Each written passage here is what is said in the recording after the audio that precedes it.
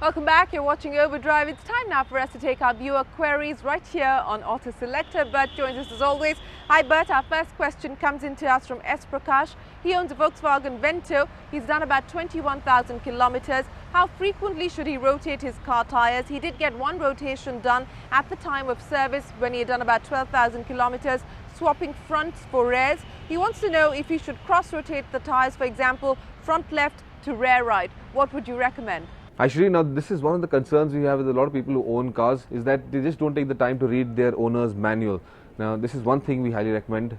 Take that book. It may take you a couple of hours to go through, but it will show you, especially you Prakash, go through that book. It will tell you at what intervals you need to rotate your tires. Now, there's a specific way of doing this. Volkswagen and all other car manufacturers also recommend how you should be rotating your tires, whether it's front to back or diagonally or from the left to the right. Well, all of this is specified within that manual. So, do read it. You will have all your answers right there. Well, our next question, Bert, comes into us from Abhimanyu. Abhimanyu writes in saying he's confused between the Ninja 650 and the Ducati 795. He's read horror stories about Ducati's after-sales service. He's wondering if he should go for the Ninja because he does like touring. Riding comfort is a priority because he does have a bad back. Also, he wants to know if the Hyosung's GT650R is a consideration. Well, normally we would have recommended the Ducati because, well, we've seen that it's a fun motorcycle, definitely a lot more fun than the Ninja is. But your requisite of having comfort top of your priority, especially with your back condition, we recommend you buy the Ninja 650. That is the bike, especially if you want to do long distance commuting and want to do it comfortably. As for the Hyosung, now there's a new GT650R coming out within a year. When will it come down to India? We're not so sure, but I advise you not to go in for that, not look at that product because that will change pretty soon. So for all purposes, the 650, the Ninja is your bike.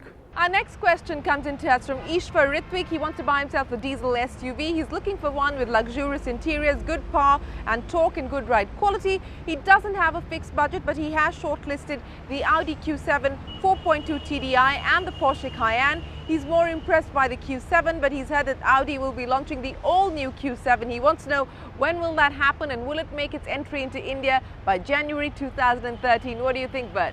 Yeah, even we were very impressed with the 4.2-litre TDI on the Q7 with over 700 Newton meters of max torque. It is a phenomenal engine. Now, we've driven that car in the Run of Kutch. We've had an awesome time with that, playing with it in the sand. And it's just been a phenomenal car all over. But if you're looking for a complete SUV package, the Porsche Cayenne, well, that is a much better car. It's got better comfort, it's got better ride and handling. Actually, the handling, it is just phenomenal. We've driven that car in Shimla going up to Jalori Pass. We've competed against one of India's finest motocross riders. We've raced against him, and believe me, that car was fast, it was articulate, it was precise. It just was incredible in those terrain. It's also a fantastic 4x4 SUV. It can go through almost anything that you put it through. So for all purposes, we think the Cayenne is a phenomenal SUV, much better than the Q7. But there's no denying that 4.2 TDI engine, that is the bomb. It is a phenomenal engine.